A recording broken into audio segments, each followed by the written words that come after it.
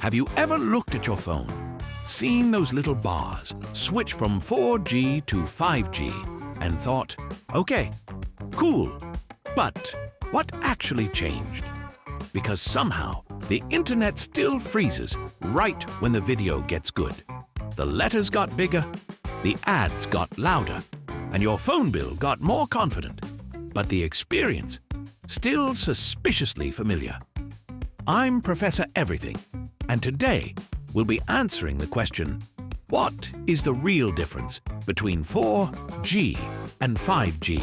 Right here on Explaining Everything.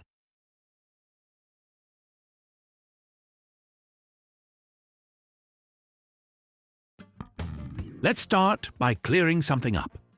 5G didn't show up one day, shove 4G out of the way, and declare itself king.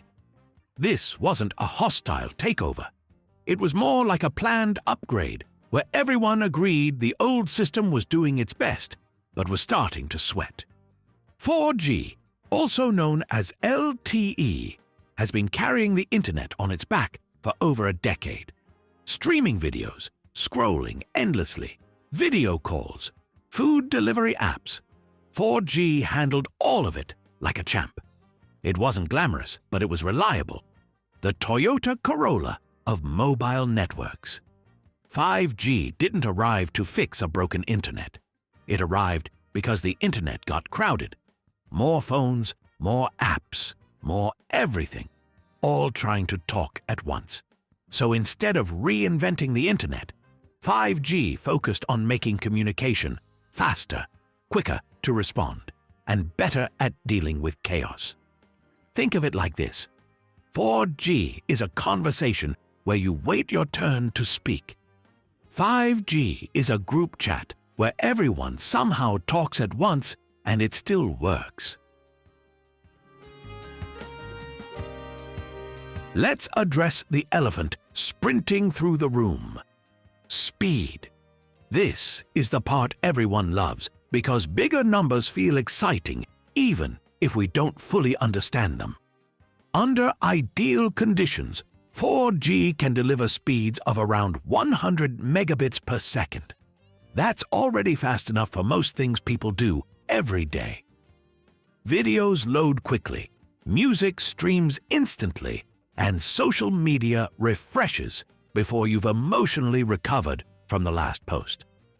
5G, in theory, can go way beyond that, reaching several gigabits per second. That's multiple thousands of megabits. On paper, it's absurdly fast. But real life doesn't happen on paper.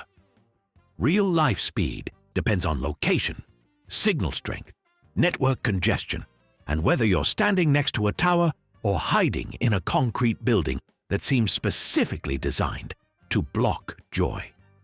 So while 5G can be dramatically faster, most people experience it as noticeably quicker rather than time travel levels of speed. Downloads feel snappier. Videos load almost instantly. The internet feels less like it's thinking and more like it already knew what you wanted. That's the real win. Not bragging rights. Responsiveness. Now here's the difference nobody talks about, but everyone feels. Latency. Latency is the delay between you doing something and the network responding. Not how fast data moves, but how quickly the system reacts. It's the difference between saying hello and hearing hello back. With 4G, that delay is usually around 30 to 50 milliseconds. That's fast enough that your brain doesn't really complain. Everything feels normal. With 5G, latency can drop below 10 milliseconds. That's borderline instant. The network responds so quickly, it feels less like sending a request and more like the internet finishing your sentence. This is why 5G feels smoother, even when speeds don't look wildly different. Apps open faster. Pages respond immediately. There's less of that awkward half-second where you wonder if your phone heard you or if it's judging you silently. Here's the big reason 5G exists at all: crowd control. 4G works great until too many people try to use it at once. Think packed concerts, busy city centers, or any place where thousands of phones all demand attention simultaneously. The network gets overwhelmed, speeds drop, connections fail, and everyone collectively sighs while refreshing their apps. 5G was designed to handle way more devices at the same time. Not just phones, but everything that wants a connection. It uses smarter signal management and, in some cases, higher frequency waves that can move more data without clogging the system. That's why 5G performs best in dense areas. It's not just about making one phone faster. It's about making everyone's phone usable at the same time. So, when your phone stays connected in a crowded area instead of giving up entirely, that's 5G quietly doing its job without asking for applause.